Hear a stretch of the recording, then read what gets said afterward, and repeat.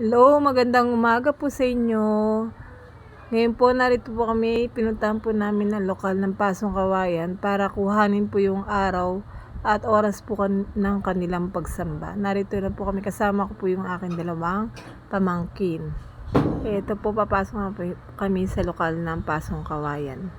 Yan po ang kanilang lokal. Ang ganda po ng kapilya ng Pasong Kawayan. Ayan po. Ilibutin natin po yan hanggang doon po. Ngayon po yung linggo. Ayan po. Kasama ko ang aking dalawang pamangkin. Ayan po sila ngayon.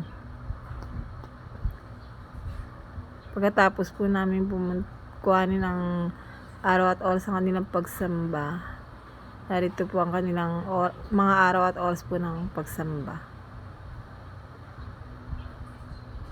Muli po, narito po kami sa lokal ng Pasong Kawayan. At ito po, andyan po yung oras at araw po ng kanilang pagsamba. Yan lang po.